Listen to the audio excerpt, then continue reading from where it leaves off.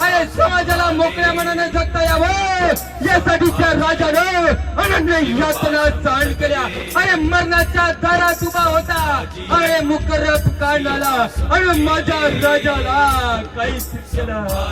अरे आपले जर पितूर झाले नसते तर माझा राजा या कुत्रांच्या हातामध्ये गेला नसता.